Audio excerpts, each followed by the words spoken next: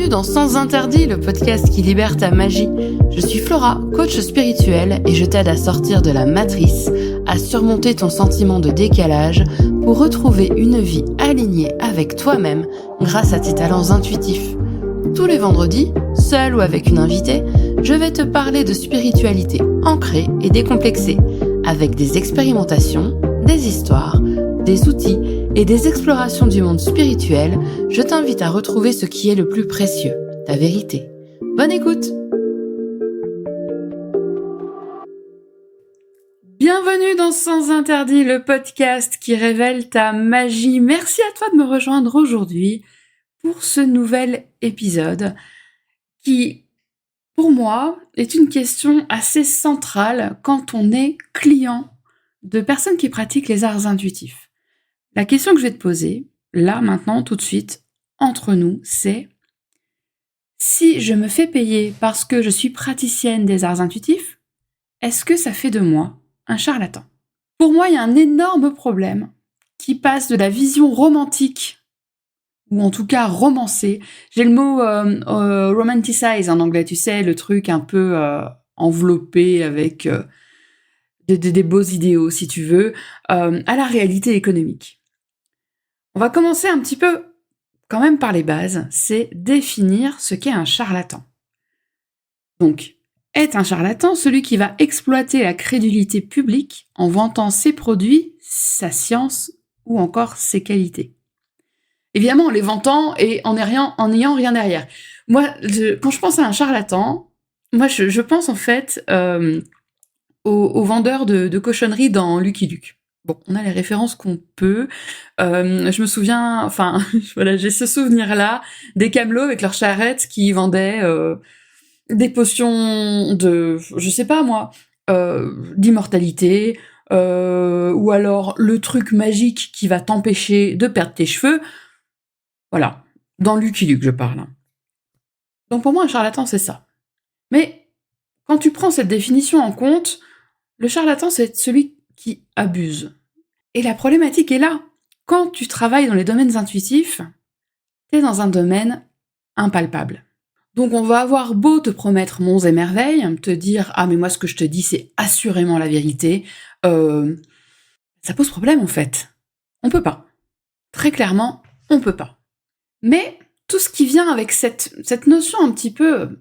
Alors, est-ce que je vais oser la francisation d'un terme anglais, donc cette romanticisation... Oh, c'est moche.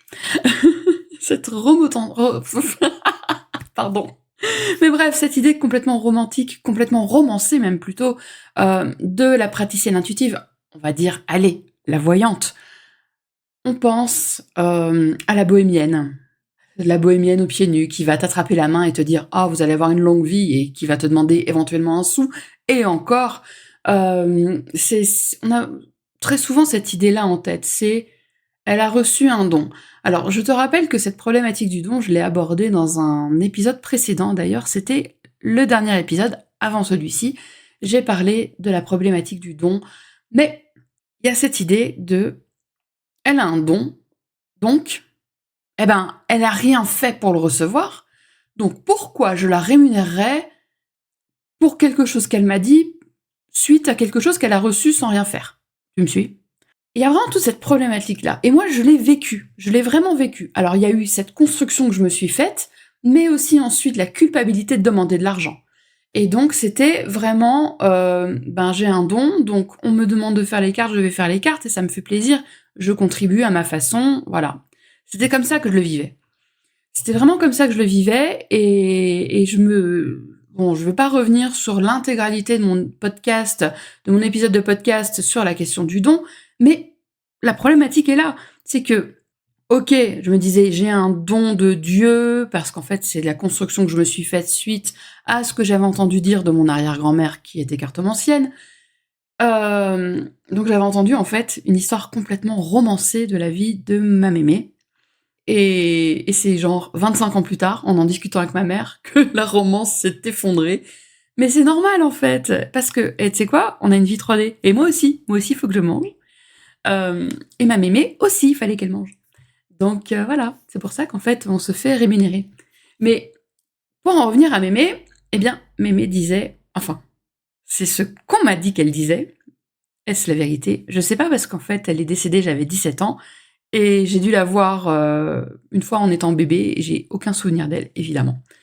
Donc Mémé aurait dit qu'elle ne se faisait pas payer parce que l'argent corrompt et que donc l'argent allait corrompre le don qu'elle avait reçu de Dieu.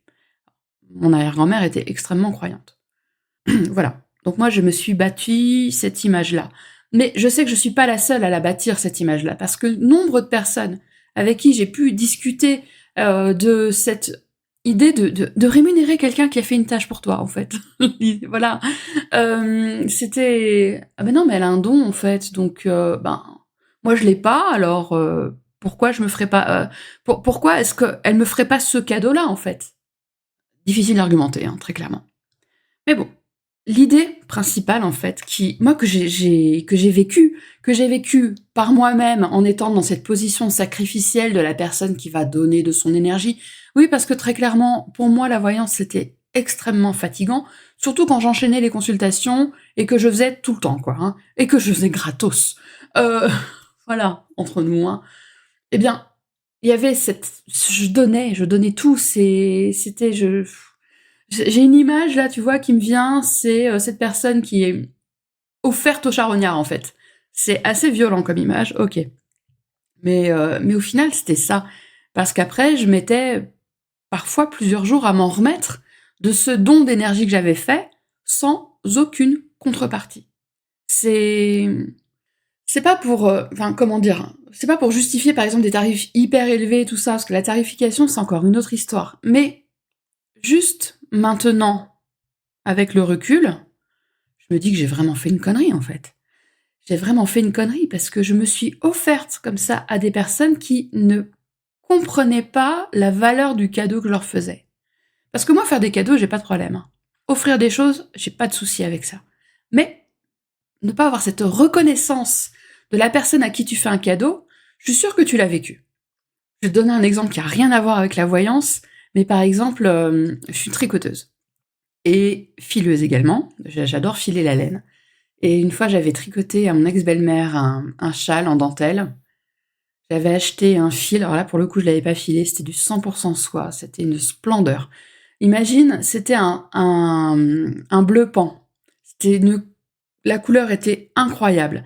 Il y avait des perles dans le motif de la dentelle que j'avais ajoutées au crochet, patiemment. Eh bien, mon ex-belle-mère, ah merci, elle l'a foutu dans un tiroir et elle l'a jamais porté. Combien d'heures j'avais passé dessus? Oh, bah écoute, je ne sais plus. Alors j'essaie de faire une estimation rapide, probablement une 50aine d'heures. Voilà, avec un fil qui avait coûté dans les 60 ou 70 euros pour aller dans un placard. Ah, merci, pof. Ah oui, parce que là, là quand on vient avec l'histoire du don, pour elle, j'étais douée de mes mains. Donc en fait, c'était facile. Ben, en fait, non. En fait, non. Parce que il faut se farcir les grilles de dentelle estonienne, il faut se farcir l'enfilage des perles une à une au crochet, il faut se farcir toute cette concentration, et puis l'amour que tu mets dedans. L'amour que tu vas mettre dans ce que tu offres. Parce que, pour en revenir aux arts impalpables, moi je mets de l'amour dans ce que je fais. Je mets de l'amour dans un soin. Pardon, dans une harmonisation énergétique. Je mets de l'amour dans une consultation. Alors la voyance, maintenant, j'en propose plus, mais dans une consultation de guidance. Je mets de l'amour dans un coaching. Je mets de l'amour dans tout ce que je fais. Et quelque part, tu vois, peut-être que c'est là le côté un peu déceptif pour moi de pas reconnaître la valeur de l'amour que j'apporte. Mais c'est à l'époque où je faisais ça gracieusement, j'étais incroyablement frustrée parce que déjà la valeur de ce que j'offrais n'était pas perçue. Mais en plus de ça, l'amour que j'y mettais était complètement foulé du pied. Donc voilà. Mais pour en revenir à cette notion de charlatanisme, les charlatans, il y en a. Je vais pas te dire, non, mais tout le monde, il est gentil. Non, c'est faux. Des charlatans, il y en a, j'en ai connu. Je te ferai un épisode d'ailleurs spécial, je te fais un petit spoiler. Je sais pas quand je vais le faire celui-ci, mais t'inquiète, il est prévu. Le spoiler pour l'épisode du maître Rikiki. Alors, je ne te fais aucune explication, je te laisse avec ça, tu verras, mais ça va être assez marrant. Enfin, ça va être assez marrant. Grâce au ciel, ça s'est bien fini, mais Voilà, des charlatans, il y en a. Des charlatans, il y en a, mais c'est pas parce que tu vas te faire payer en tant que praticienne des arts intuitifs que t'es une charlatan. Parce que voilà, pour en revenir à la question de l'impalpable, par nature, ce que je vais t'offrir, mais ce que vont t'offrir aussi mes confrères et mes consoeurs, mettons, qui un magnétiseur, qui une personne qui est spécialisée dans les lectures des annales akashiques, une autre personne qui va faire de l'hypnose régressive, voilà, une voyante. Bon, j'allais dire une astrologue aussi, alors il y a beaucoup d'intuition dans l'astrologie, mais il y a aussi énormément de savoir, énormément d'apprentissage. Bon, je veux pas dire qu'il y a pas d'apprentissage dans la lecture d'annales akashiques, la pratique du magnétisme, etc.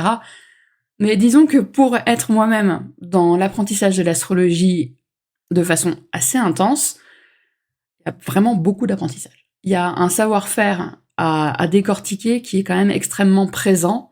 Genre, pour moi, il est presque plus, pas lourd, c'est pas lourd que je vais utiliser, mais presque plus complexe que les pratiques intuitives que je peux avoir, qui là vont être purement intuitives.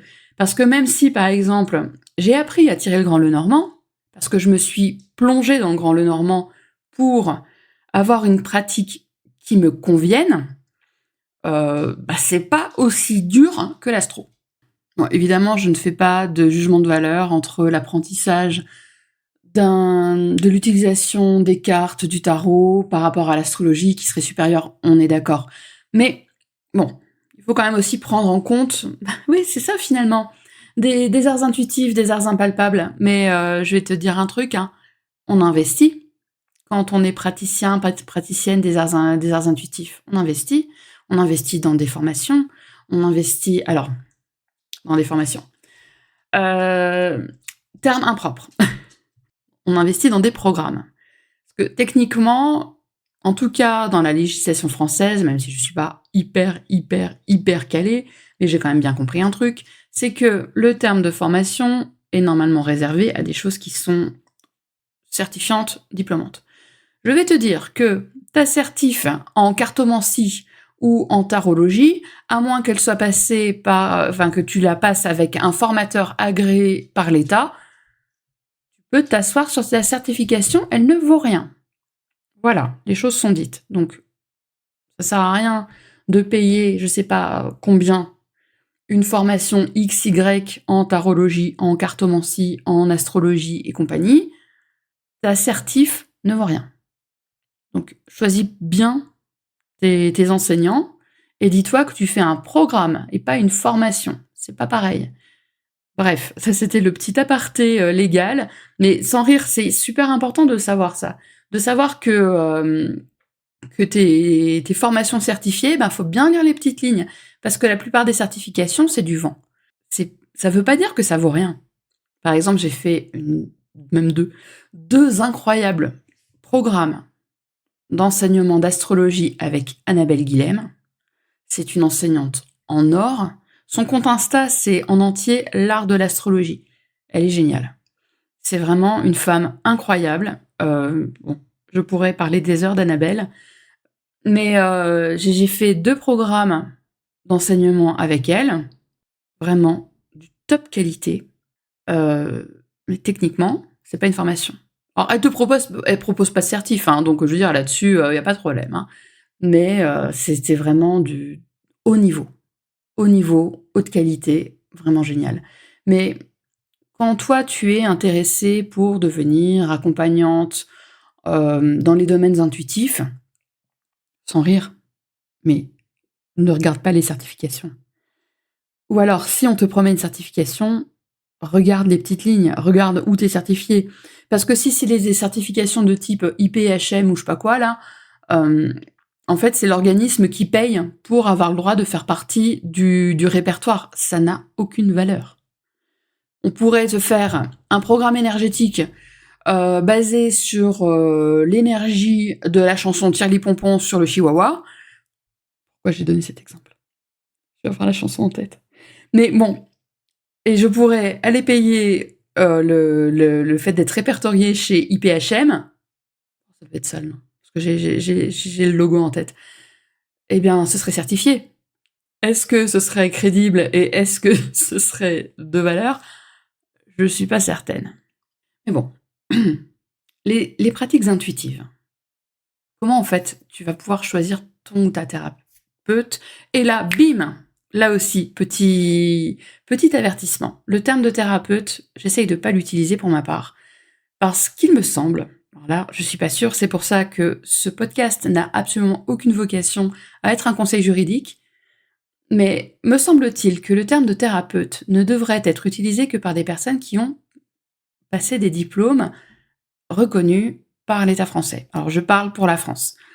Donc, je préfère garder cette partie-là, pas la couper, mais revenir un petit peu sur ce que je viens de dire. Donc si tu veux devenir accompagnante dans les domaines intuitifs, mettons énergéticienne, astrologue, lectrice en human design, coach bien-être, coach en manifestation, même si, oh bon, sur la manifestation, on en parlera une autre fois, ça m'énerve.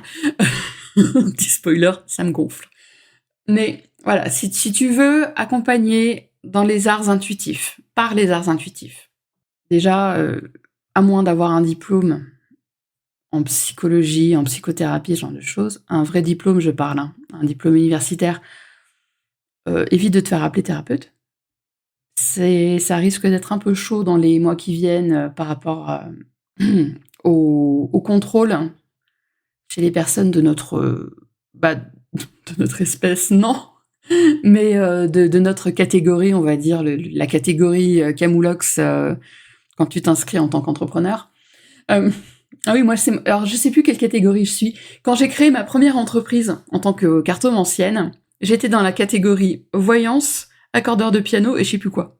J'étais morte de rire. Et là, c'est aussi une catégorie Camoulox, mais alors, je sais plus laquelle. Mais c'est les catégories, bon, je sais plus ce que c'est, on va tout mettre ensemble. Voilà. C'est les petites pièces de Lego qui te restent quand t'as fini de monter ta maison et que tu sais pas quoi en faire. Tu les mets toutes ensemble, bim, Camoulox. Bref. Le charlatanisme, pour revenir à ça quand même, c'est un petit peu le point de cet épisode. Un charlatan va essayer de prendre l'ascendant sur toi, d'une façon ou d'une autre. Et je vais te donner un exemple extrêmement rapide. J'étais allée voir une kinésiologue, j'ai fait un parcours avec une kinésiologue il y a presque 15 ans. Et au début, ça se passait super bien. Est arrivé un moment où j'ai senti qu'elle commençait à essayer de prendre l'ascendant sur moi. Alors je vais t'expliquer les choses assez rapidement. À l'époque, j'étais mariée, on essayait d'avoir un enfant, ça ne marchait pas. Et du coup, eh bien, je lui ai annoncé, je lui ai dit: «Écoute», oui, parce qu'en plus je la tutoyais, j'ai dit: «Écoute, j'ai rendez-vous la semaine prochaine avec mon gynéco pour lancer les examens pour essayer de comprendre l'origine de mon infertilité». Et là, elle m'a sorti: «Ah mais non, avec tout le nettoyage qu'on a fait sur ta lignée, sur, tes relations avec tes parents, sur, machin, sur bidule, sur chose, sur tes traumas, tu pas besoin d'aller voir le médecin». Alors pour moi, ça a été un énorme red flag. C'est-à-dire que toi, meuf, là, qui a fait, je sais pas combien de mois d'études pour, devenir kinésiologue, hem, tu te penses au-dessus d'un médecin, ça me pose problème. Alors, je pourrais aussi faire un épisode sur, le parcours et la maltraitance que j'ai connue avec des médecins, ça c'est une autre histoire, mais c'est pas tellement le propos. Néanmoins, pour ma part, je me permettrai jamais de te dire: «Arrête tes médocs». Je me permettrai jamais de te dire: «Arrête d'aller chez le médecin». Je me permettrai jamais en fait d'essayer de m'insérer dans une relation que tu as avec un professionnel de santé. En fait, je me permettrai pas de m'insérer dans aucune de tes relations, voilà, à partir de là. Mais quand elle m'a dit ça, ça m'a choquée. Et puis, de toute façon, moi dans ma tête, c'était: «Eh ben, tu me dis ce que tu veux, mais j'y vais quand même». Résultat, 15 ans après, voilà, hein, pas de bébé pour Flora, voilà, bref. Mais ouais, ça a été un red flag incroyable.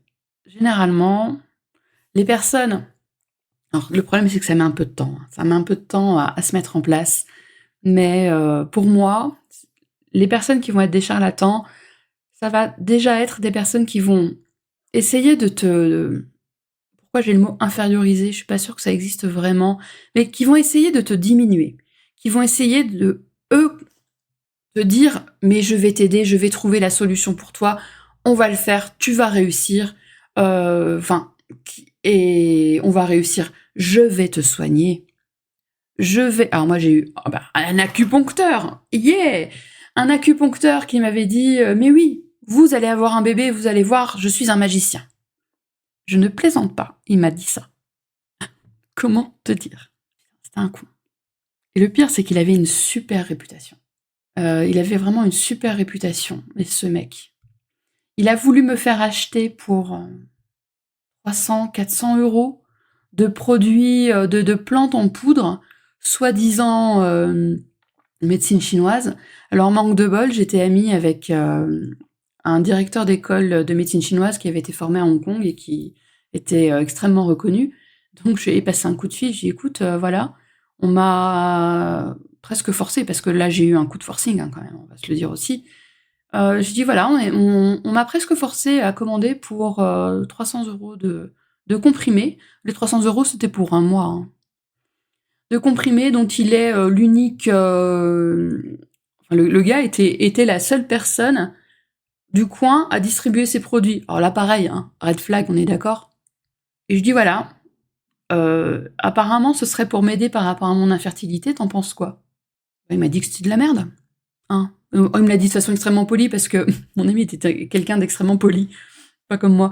Mais oui, il m'a dit mais c'est basé sur rien, puis c'est le nom d'aucune plante, et puis enfin il m'a dit ça m'a l'air d'être n'importe quoi. Hein. Il m'a dit t'as acheté? Je dis bien sûr que non. Mais tu te rends compte? Le gars, l'acupuncteur, il a compris que moi j'étais désespérée. Donc il a voulu jouer là-dessus pour m'influencer, pour dépenser 300 balles, et encore je crois que c'était plus, pour un mois de traitement, entends mes guillemets qui clignotent, pour avoir un bébé. Dis-toi qu'il y a des personnes qui ne sont pas bien intentionnées.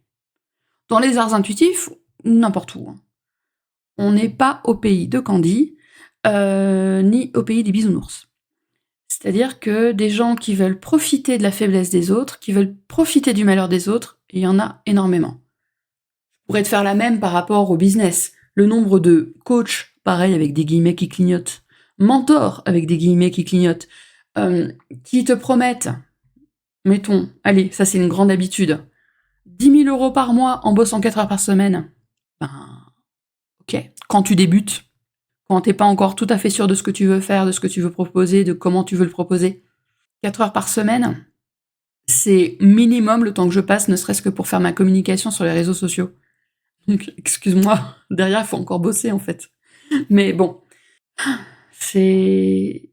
Voilà. Alors, des gens qui veulent profiter de toi, il y en a. Il y en a. Surtout si tu es dans une situation vraiment douloureuse. La situation d'infertilité que je connais, c'est vraiment... C'est pas une des pires, parce qu'en fait, elles sont toutes pires, en fait. Elles sont toutes pires. Tu vas chez un rebouteux parce que t'as une maladie grave. Pareil, un mauvais rebouteux, il va essayer d'appuyer là-dessus pour te faire prendre, j'en sais rien moi, un package de 20 soins qui sont de plus en plus coûteux. Enfin, voilà. C'est un mauvais rebouteux, il va être comme ça. Mais tout comme une mauvaise voyante, elle va te faire peur en te disant « Oh mon Dieu, mais vous avez une entité sur vous, mais il faut impérativement que je l'enlève. Pourquoi ça vous coûtera 100 € de plus ?» Non mais sans déconner. Moi, ce que je t'appelle à faire, vraiment, c'est de faire appel à ton bon sens. C'est vraiment de faire appel à ton bon sens. Ne compte pas sur les lignées. Les lignées, par exemple, en Reiki Usui. Moi, j'avais vu une guéguerre de clocher par rapport aux lignées. Il fallait avoir la lignée. Donc, en fait, il fallait que le Reiki nous ait été transmis par quelqu'un qui était directement affilié ou à la lignée de Madame Takata. Je vais pas te faire l'historique du Reiki, mais ou à la lignée du docteur Usui. Donc il fallait ça, parce que sinon, t'étais pas sur une bonne lignée. C'est du bullshit. Ou alors, mettons une cartomancienne qui devrait te justifier de sa lignée de cartomancienne dans sa vie. Écoute mon épisode sur le don, je t'en parle. Ça sert à rien de suivre, d'essayer de choisir quelqu'un là-dessus. Choisis quelqu'un qui va avoir une éthique qui te parle, et n'hésite pas à poser des questions sur son éthique.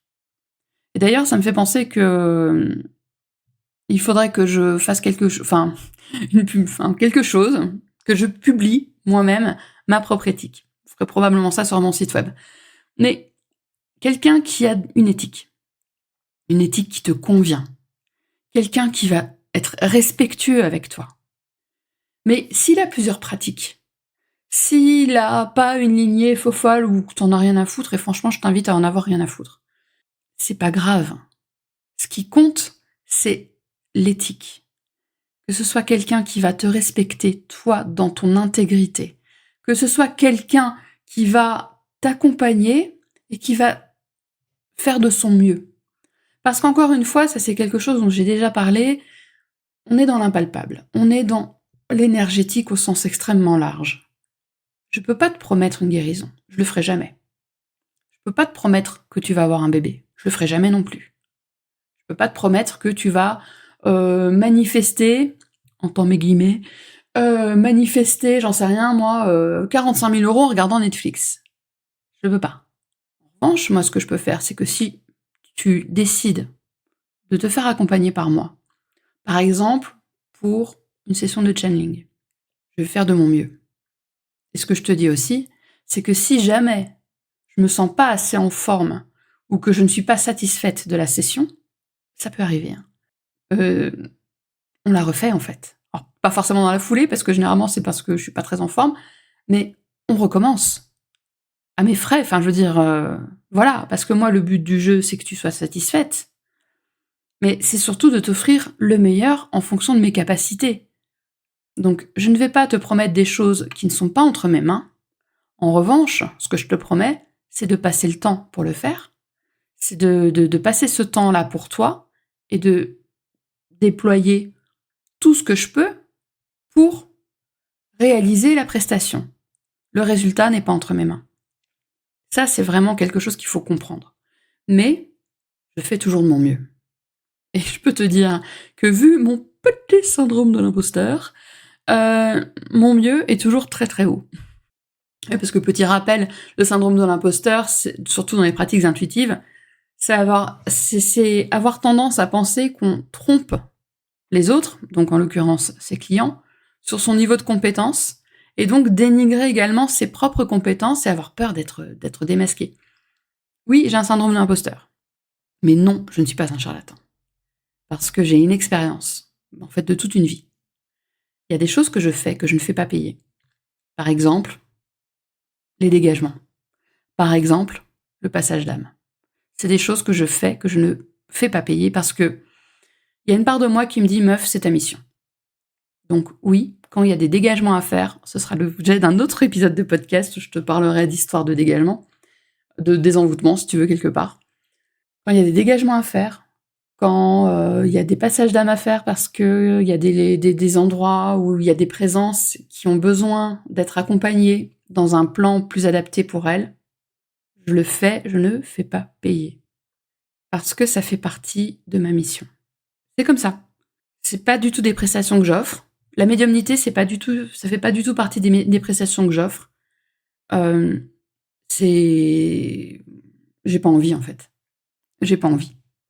Et là aussi, ça fera peut-être l'objet d'un autre épisode de podcast. Non, une pipe, j'aurais dû noter toutes ces idées d'épisodes de podcast qui étaient en train de venir. Je vais devoir réécouter mon épisode. En tout cas, ce qui n'est pas un red flag à mon avis, surtout pour avoir aussi une quantité monstrueuse de compétences, ce qui n'est pas un red flag, c'est de savoir faire plein de choses. Moi, j'ai longtemps cru, par exemple, que tu pouvais être que voyante. Tu pouvais pas être voyante et magnétiseuse, par exemple. C'est n'importe nawak, hein. C'est vraiment n'importe quoi.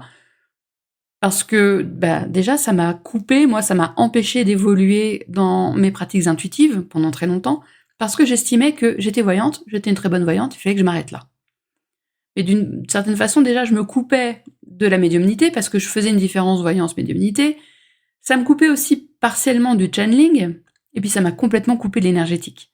Parce que, j'étais voyante, donc tu peux pas... Je me souvenais d'une vendeuse de shampoing qui m'avait dit « Ah non, les shampoings 2 en 1, ça marche pas bien. C'est soit tu laves bien, soit tu démêles bien, tu peux pas faire les deux en même temps. » Bon, pour les shampoings 2 en 1, elle a raison. Mais j'avais adapté cette information au fait de pas pouvoir, par exemple, être à la fois voyante et énergéticienne. C'est une connerie. Donc, on peut avoir plein de compétences. Moi, j'en ai plein. Et j'en connais plein qui sont excellents et qui ont plein de compétences aussi. C'est pas ça le red flag. Le red flag principal, ça va être d'essayer de prendre l'ascendant sur toi. Ça se fait généralement de façon très insidieuse. Mais je ne suis pas certaine que le bouche à oreille soit toujours un bon indicateur, parce que comme je te l'ai dit par rapport à l'acupuncteur dont j'ai parlé un petit peu avant, c'est un acupuncteur hyper renommé dans mon coin, à l'époque où j'habitais en Moselle. C'était un acupuncteur hyper renommé. Mais en fait, c'était un gros charlatan. C'était vraiment un gros charlatan. C'était un vendeur de produits qui vont pas te faire tomber les dents comme dans Lucky Luke, quoi. C'était vraiment la même chose. Donc, écoute-toi. Parce que je vais te dire un truc. L'intuition, c'est pas un don. L'intuition, c'est une capacité qu'on porte toutes et tous. Écoute-toi. Moi, tu vois, cet acupuncteur, j'avais rendez-vous avec lui. J'étais présente, mais quand je l'ai vu, j'ai eu un nom dans ma tête. Ça m'a fait non. Je me dis, merde, Flora, t'es là. J'avais fait quasiment 1 heure de bagnole. Flora, t'es là, t'es présente, t'as un engagement. Mais ça m'a fait non. Ça m'a fait non.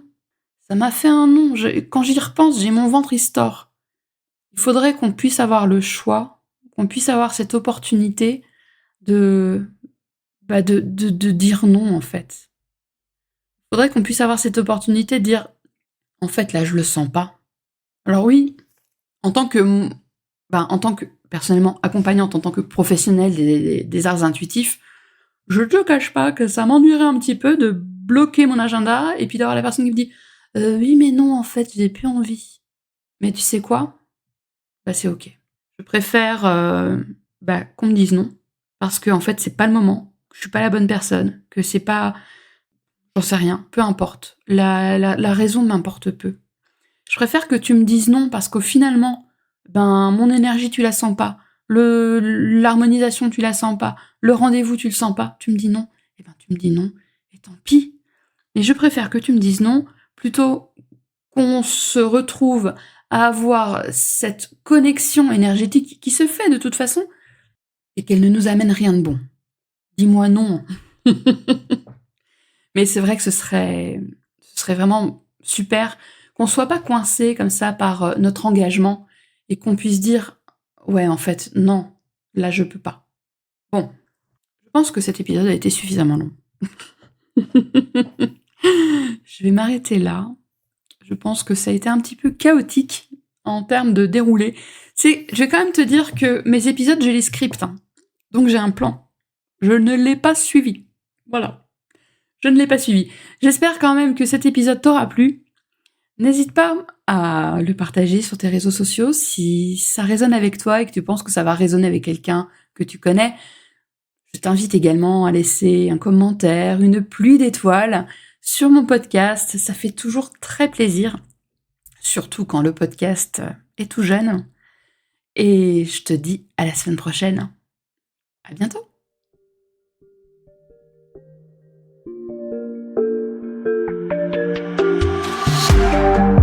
Merci pour ton écoute. J'espère que cet épisode t'a plu. Je t'invite à le partager avec une personne qui peut en avoir besoin et à me laisser un commentaire. Tu peux me retrouver en dehors du podcast pour échanger avec moi sur mon site, sur Instagram ou encore par email. Les infos sont en description de l'épisode. On se retrouve la semaine prochaine pour un nouvel épisode de Sens Interdits. À très vite!